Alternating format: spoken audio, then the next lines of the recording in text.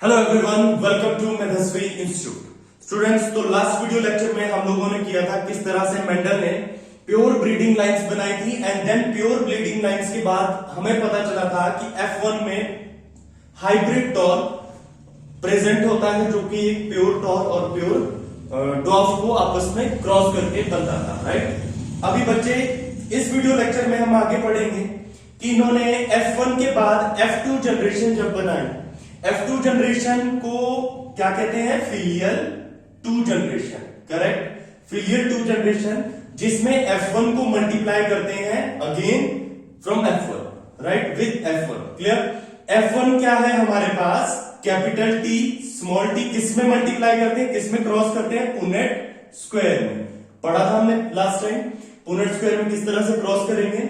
Now F1 is capital T small T को multiply किया capital T small T के साथ और क्रॉस कर दिया। क्रॉस किसमें किया? Punnett square. तो जल्दी से एक पुनेट स्क्वायर बना लो एंड यहां पर सबसे पहले इस F1 के गैमेट्स तैयार करो, that is capital T small T. इसके गैमेट्स क्या होंगे? Capital T small T. मैंने आपको लास्ट वीडियो लेक्चर में बताया था किस तरह से गैमेट्स तैयार किए जाते हैं। मैंने आपको एक एग्जांपल भी दिया था, क्रोमोसोम से रिलेटेड जो एग्जांपल था, राइट। गैमेट्स तैयार करने के बाद इनको पुनेट स्क्वायर में रखो, capital T small T, capital T small T, capital T capital T, capital T small T, capital T small T, small T small T. क्या रिजल्ट आया F2 का? That is capital T capital T, capital T small T, capital T small T and small T small T, correct. बेटा इस video lecture में आप लोग ये पढ़ोगे अब कि किस तरह से सारे लॉज वगैरह तैयार किए गए। देखना बड़े ध्यान से। अब जरा ध्यान से देखो तो आपको पता चलेगा पहले सेट में कैपिटल टी बोथ आर कैसे हैं? ये दोनों के दोनों डोमिनेंट हैं। क्लियर? अब जरा ध्यान से सुनना, दोनों के दोनों डोमिनेंट है तो क्या दिखेगा? ये प्लान, ये टॉल दिखेगा, करेक्ट। नेक्स्ट में देखो तो कैपिटल टी स्मॉल टी में ये डोमिनेंट है, दिस वन इज रिसेसिव। कैसा है? रिसेसिव। लेकिन हमेशा डोमिनेंट एक्सप्रेस करता है खुद को, तो ये कैसा दिखेगा? ये भी टॉल दिखेगा, करेक्ट। इन दोनों में भी कैपिटल टी जो कि डोमिनेंट है, रिसेसिव, डोमिनेंट वाला एक्सप्रेस करेगा, ये भी टॉल दिखेगा। And both are recessive, that means ये कैसा दिखेगा? ड्वार्फ दिखेगा। तो हमें यहां से एक चीज समझ में आई, और वो क्या थी कि ड्वार्फ हमेशा खुद को एक्सप्रेस तभी कर पाता है अगर वो प्योर हो। प्योर समझ रहे हो? ये प्योर है ना, capital small T pure elements है। So dwarf can express itself when it is in pure form. In case of hybrid form अगर एक भी डोमिनेंट है तो हमेशा एक्सप्रेशन कैसा होगा? डोमिनेंट वाला। तो अब जरा ध्यान से देखो कितने टॉल आए out of 4? We have 3 tall, clear, and 1 dwarf. समझ में आ रहा है सबको? So 3 tall and 1 dwarf. So what is the ratio? 3:1। कैसी रेशियो है बेटा? याद रखना, दो तरह की रेशियो हम देखते हैं। First one is genotypic ratio. कैसी रेशियो? Genotypic ratio. बेटा जीनोटिपिक रेशियो का मतलब है कि जीन्स की रेशियो क्या है। Now what is gene? I have told you earlier, gene is a functional and structural segment of DNA. यहां पे अगर तुम ध्यान से देखो, और मैंने जो पिछले वीडियो लेक्चर में बताया था वो ये बताया था कि जीन को रिप्रेजेंट किया जाता है एलील्स के थ्रू। तो इधर एलील्स की रेशियो देखेंगे हम ऊपर, बात समझ में आई? सो जीनोटिपिक रेशियो में जीन की रेशियो, जीन को रिप्रेजेंट किससे किया? एलील से। तो किसकी रेशियो देखेंगे? एलील की। एलील की रेशियो क्या है? देखो कैपिटल टी कितनी बार आया है? Only 1 time. Capital T small T कितनी बार आया है? 1 and 2। तो ये 1:2। स्मॉल टी कितनी बार आया? Only 1 time. So ratio will be 1:2:1 on the basis of what? Gene represented by alleles. So what will be the ratio? 1:2:1. Clear? Now second ratio है बच्चे जो बाहर से दिखेगी। बाहर से दिखने का मतलब है कि कोई प्लांट है आपके आगे। अब बच्चे वो प्लांट मान लो टॉल है, लेकिन आप उस प्लांट को देख के थोड़ी ना बता सकते कि इसके अंदर कैपिटल टी या स्मॉल टी होगा। समझ में आ रही है बात? तो टॉल एंड टॉल जो देखने में हमें टॉल दिख रहे हैं, that is phenotypic ratio, right. Phenotype जो दिखता है आपको, करेक्ट। जीन्स तो नहीं दिखते किसी को देख के, right.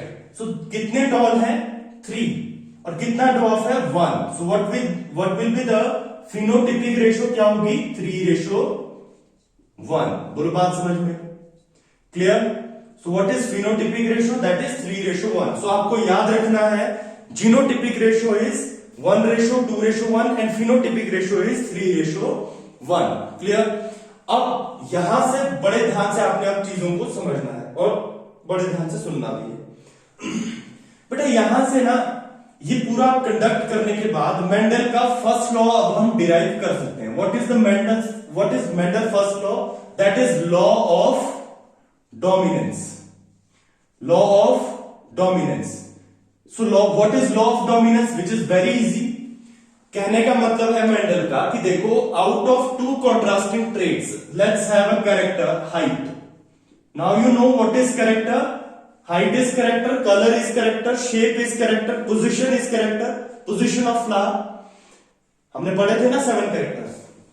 Now height is character, it has two contrasting traits. What do you mean by contrasting? Means two opposite traits. What was that? क्या होंगे वो? That is tall and dwarf. थे दो कॉन्ट्रास्टिंग ट्रेट्स। बच्चे इन दोनों कॉन्ट्रास्टिंग ट्रेट्स में से एक क्या होगा डोमिनेंट और एक क्या होगा recessive. That is law of dominance, which means that out of two contrasting characters one can be dominant and other one can be recessive. So कहने का मतलब है कि दो कॉन्ट्रास्टिंग ट्रेट्स में से जैसे टॉल एंड डॉर्फ, दोनों में से एक डोमिनेंट होगा और एक रिसेसिव होगा। करेक्ट। हमेशा डोमिनेंट वाला खुद को एक्सप्रेस करेगा। Always dominant one can express itself and the recessive one cannot express in the presence of dominant one. But dominant dwarf one और recessive one can express only when it is in pure form. जब ये pure form में होगा ना dwarf, ये खुद को तभी एक्सप्रेस करेगा। जैसे small T can give you dwarf phenotype. समझ में आ रही बात। बट अगर डोमिनेंट का एक भी है, देखो आउट ऑफ टू एलील्स, जैसे capital T, it will only give you tall phenotype, right. That is law of dominance, that out of two alleles for every trait there, जो भी मान लो for every trait there will be two alleles. मान लो tall is a trait, इसके लिए capital T हो सकता है, या फिर capital T small T, it can be there. ये भी टॉल ही आपको फिनोटाइप देगा। बात समझ में? क्यों? क्योंकि देखो दो एलील्स तो हमेशा रिप्रेजेंट करेंगे एक ट्रेट, लेकिन अगर दोनों एलील प्योर और डोमिनेंट है तो टॉल ही आएगा। डोमिनेंट वाला तो दोनों ही डोमिनेंट है तो एक्सप्रेस भी टॉल ही होगा। लेकिन अगर दोनों एलील हाइब्रिड भी हैं, कॉन्ट्रास्टिंग भी हैं, लेकिन पेयर में है, तो भी कौन सा एक्सप्रेस होगा? हमेशा डोमिनेंट वाला। That is law of dominance. Clear. अगर दोनों एलील रिसेसिव हैं तो डोमिनेंट तो है ही नहीं, तो डोमिनेंट कैसे एक्सप्रेस होगा? तो it is the only case where recessive can express. बोलो बात समझ में? That is law of dominance, that out of two contrasting alleles one can be dominant and other one can be recessive, and dominant one always shows phenotype in the presence of recessive one, but recessive one cannot show its phenotype in the presence of dominant one. Yes, recessive one can show its phenotype when both are recessive alleles. समझ में आई मेरी बात? Clear. अब आ जाओ next पे। So this is law of dominance कि एक dominant होता है एलील और एक रिसेसिव होता है अगर वो हाइब्रिड की फॉर्म में, और हमेशा डोमिनेंट वाला ही खुद को एक्सप्रेस करेगा। नाउ वी हैव, अभी आपको ये समझ में आ गया F2 रेशियो जीनोटिपिक क्या आई थी और F2 फिनोटिपिक क्या रेशियो आई थी। Phenotypic 3:1, genotypic 1:2:1। F1 की ऐसा कोई रेशियो नहीं होती क्योंकि सारे के सारे टॉल ही आते हैं, जितनी भी प्रोजेनी बनती है सब एक जैसे, तो कोई रेशियो नहीं होगी, मतलब सारे एक जैसे ही हैं, राइट। अब आ जाओ नेक्स्ट में, सेकंड लॉ ऑफ, सेकंड भी हम यहीं से देखते हैं, जरा ध्यान से देखेंगे। फर्स्ट लॉ अगर हम कंप्लीट कर चुके हैं तो सेकंड भी हम यहीं से देखेंगे। देखो सेकंड लॉ ऑफ क्या था? Law of segregation. Law of segregation clear? ठीक है ना। What is segregation, what is law of segregation? ध्यान से सुनना मेरी बात। होता क्या है, अगर आप ध्यान से देखो तो पेरेंट कैसे हैं? पेरेंट है प्योर। प्योर का मतलब कैपिटल टी स्मॉल टी। लेकिन जो F1 जनरेशन आती है वो हाइब्रिड आती है, और वो क्या आती है? वो आती है कैपिटल टी स्मॉल टी। समझ में आ रही है बात? वो क्या आती है? Capital T small T. That means F1 generation में कोई भी पेरेंट एज इट इज नहीं आता। नहीं आया ना? क्या F1 में कोई भी कैपिटल टी आया? नहीं, सारे तो कैपिटल टी स्मॉल टी आए। कोई भी स्मॉल टी आया? बिल्कुल नहीं। इसका मतलब ये नहीं है कि ये गायब हो गए, ये गायब नहीं हुए हैं। क्या हुआ? ये गायब नहीं हुए हैं। होता क्या है, जब आप F2 करते हो which is F1 multiply by F1, तो आपका जो रिजल्ट आता है वो आता है 1:2:1, दैट इज जीनोटिपिक रेशो, जिसमें 1 क्या आता है? कैपिटल टी, 2 क्या आते हैं? कैपिटल टी स्मॉल टी, और 1 क्या आता है? Small T. करेक्ट? यहां पे क्या होता है कि जो पेरेंट है ना, पेरेंट क्या है? कैपिटल टी प्योर, जो कि F1 में हमें कहीं नहीं दिखे। लेकिन F2 में क्या है, ये खुद को रिकवर कर लेते हैं। कर लिए रिकवर, अलग से आ गया ना एक कैपिटल टी, अलग से आपको स्मॉल टी भी दिख गया, और आपको अलग से 2 हाइब्रिड भी दिख गए।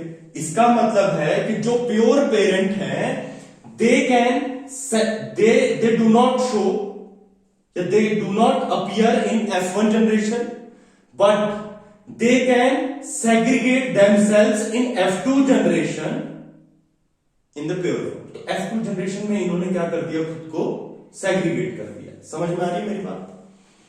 F2 जनरेशन में जो पेरेंट है, प्योर पेरेंट, उन्होंने खुद को सेग्रीगेट कर दिया। देखो कैपिटल टी अलग, जो पेरेंट था, स्मॉल टी अलग, जो पेरेंट था, and capital T small T अलग, जो कि F1 में आए थे।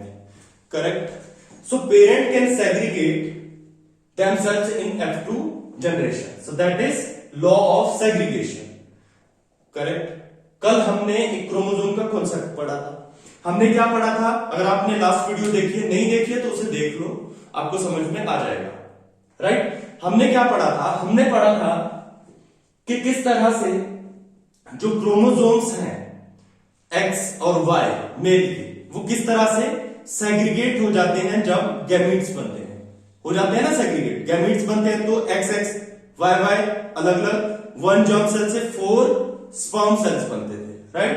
सो 4 में, 2 में XX, 2 में YY, so they can segregate themselves.